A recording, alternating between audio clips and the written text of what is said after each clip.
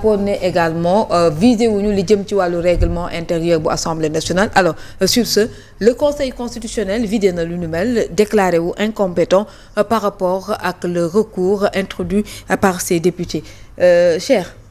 sur la question ñi am na analyse yoo xamante ne daanaka mën nañ ko cee def gis nañ ni Madiambal waxoon na ci ak le juge bi nga xamante ne moom moo di juge Cheikh Ndiaye tey gis nañ ci signataires yi juge bi signé wul. doy na waar daal turam da wër naa ko fii si ñëwul. non. ñu ne signé wul. bokk si ñu signé. membre yi joxe avis bi moom mi nga xamante ne moom la Madiambal Diagne tuddoon keroog génnee ko ne gisante na ak moom. foofee ci këram ca Toubab Dialaw telle date ak discussion yi heure bu mu duré xamul nag lu ko wundu lañ ca waxtaanee. waaw mais fin de mois jotee dina fayeeku. c'est une question hein. C'est une question waaw. parce que bu fin de mois jotee dina siy fayeeku. ba ñu fayeeku. voilà donc fii signé ñàkk signé li am ba am mooy Madiambal wax na te moom weddeegul ba léegi te xëy na signé wul ça peut être lié à cette déclaration certainement de Madiambal Diagne xam nga man de xaw na ma bett tuuti le fait que conseil constitutionnel di déclaré wu incompétent ci li nga xam ne moom lañ ko laaj donc côté ça me surprend. Mais ak li xew temps yëpp. ça ne peut pas surprendre aussi parce que tout semble réussir à Ousmane Sonko président Lamine Gueye. fii la ñu jël ab loi. dugg ci suñu code électoral. modifié ko ci ni mu leen neexee. ne exceptionnellement cette fois-ci loi bi dafay gestu. mooy L29 ak L31 exceptionnellement. cadre loi bi ba mu nekk une loi personnelle. taillée sur mesure. taillée sur mesure. faite pour un homme. ñu defar ko ba mu jekk. mu mel nii man maa dem ci tailleur bi. mu jëlal ma mesure bu net ba ma solo réer bi keneen du ko mën a sol tuddee ko nag Ousmane Sonko loi Ousmane Sonko mu jàll assemblée nationale par forcing ñun ñu fekkee ñu ne leen vous violez les règles de droit parce que la loi amul odeur amul couleur amul forme. Elle est impersonnelle, elle est générale.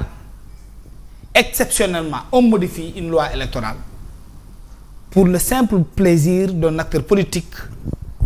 qui avait tout insulté dans ce pays. Les juges, les magistrats, les généraux, mais bàyyiwul kenn traite tout le monde de corrompu et de vendu.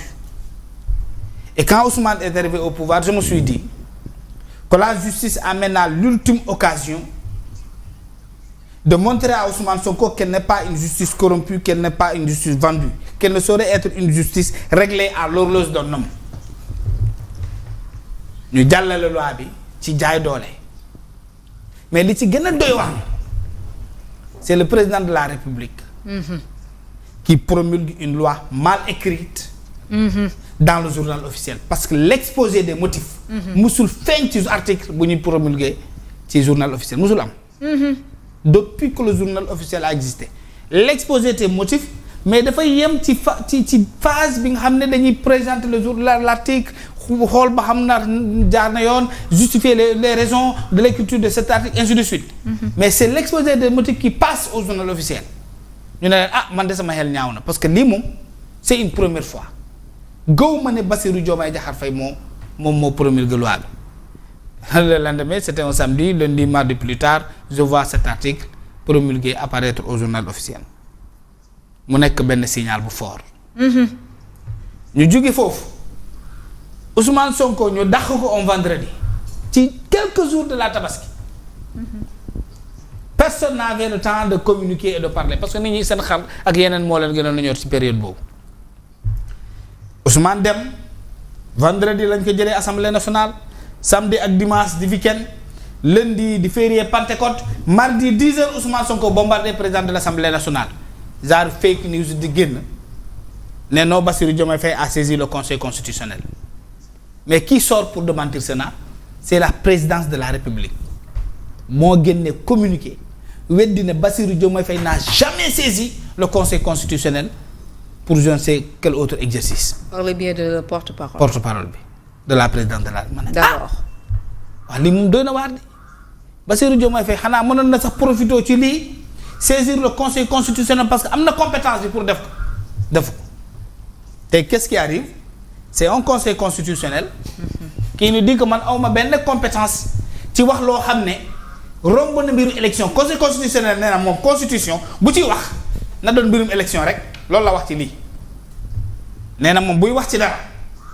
na doon mbir moo xam ne dafay dem ci mbirum élection moom fa la compétence ay yem waaye compétence élection ñetti étape la dafa am phase préparatoire poste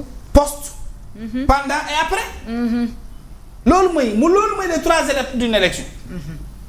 avant la ci préparation yi candidat yi naka la ñuy kuy candidat kan mooy mën a nekk candidat fan ngay inscrire ainsi de suite bureau de vote yi loolu mooy la phase bi nga xam ne moo jiitu ci élection ensuite élection bi